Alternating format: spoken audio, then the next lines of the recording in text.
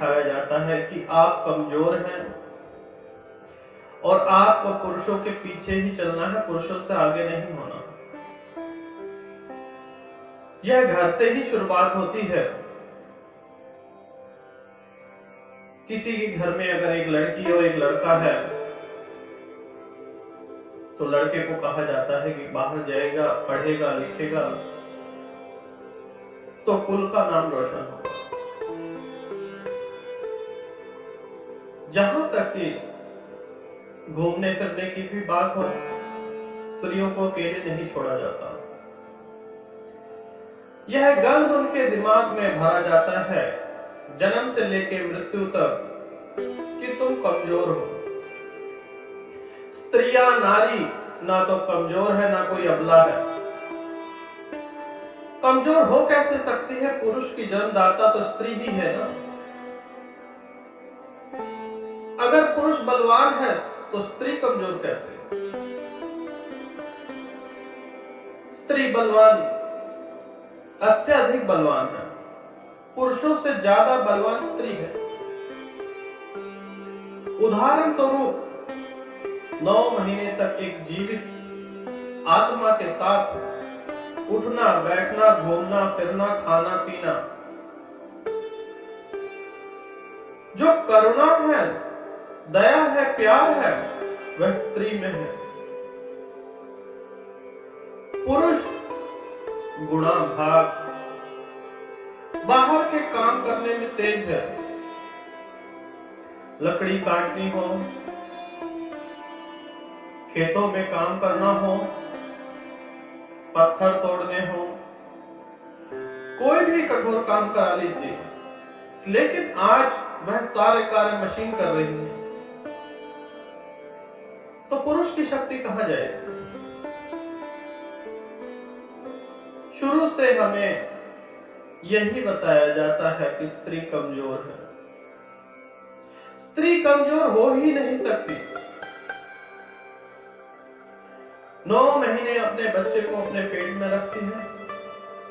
अगर आपसे कहा जाए कि आप 5 किलो का पत्थर, यूं कहें 2 किलो का पत्थर बांध के 24 घंटे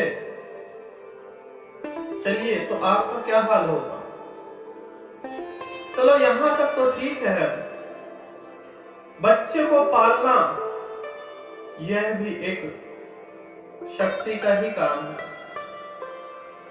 अगर पुरुष को कहा जाए कि 24 घंटे इस बच्चे के साथ रहिए, या तो वह पुरुष खुद का गला दबा देगा या तो बच्चे को। रात भर कितनी बार वह सुसु पोटी करता है,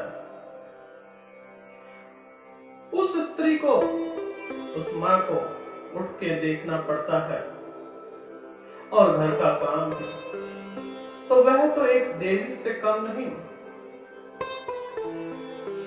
देवी तो कहना गलत होगा। समान अंतर, पुरुषों से ज्यादा बलवान है। पुरुष गुणा भाग करते हैं, बाहर का कार्य कर सकते हैं, लेकिन घर नहीं चला सकते। घर चलाने के लिए करुणा, दया और प्यार की जरूरत होती है। यूं कहें कि पुरुष भी स्त्री से निर्मित है, तो स्त्री कहां से कमजोर है? लेकिन जो मनुष्य के दिमाग में जन्म से लेकर मृत्यु तक जो गंध घोला जाता है कि तुम कमजोर हो,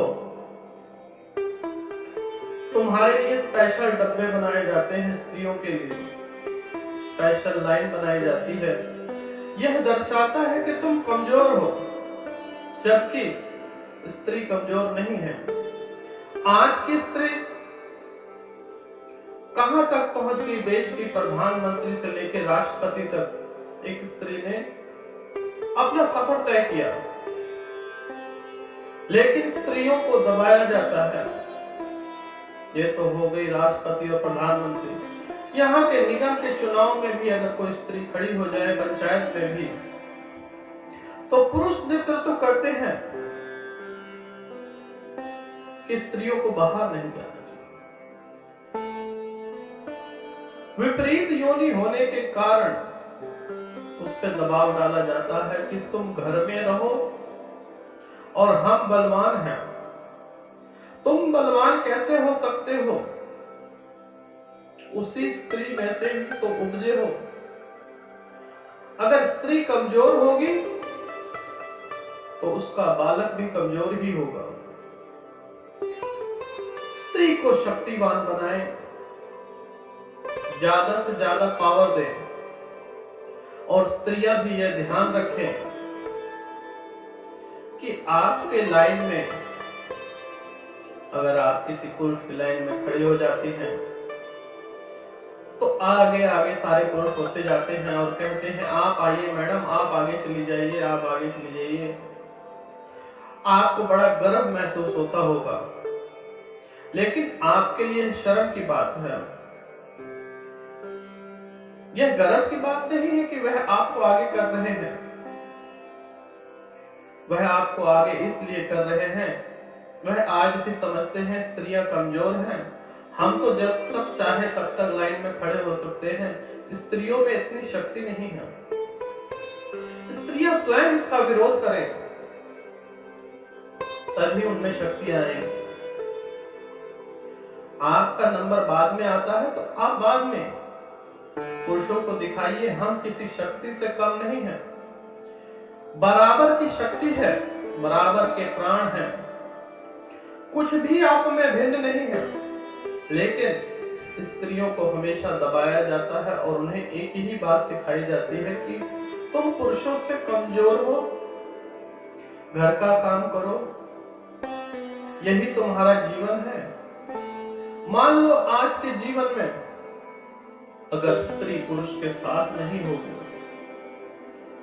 तो एक दिन ऐसा भी आएगा कि अकेले रह जाएगी, तब क्या करोगे? इस भयंकर कोरोना काल में आपने देखा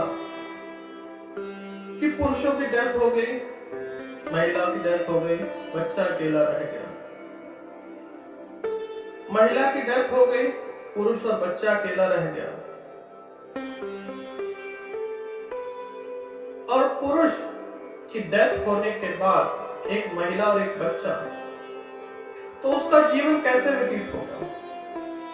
अगर नारी शक्तिशाली होगी तो वह जीवन अपना और अपने बच्चे के साथ व्यतीत कर सकती है संपूर्ण जीवन।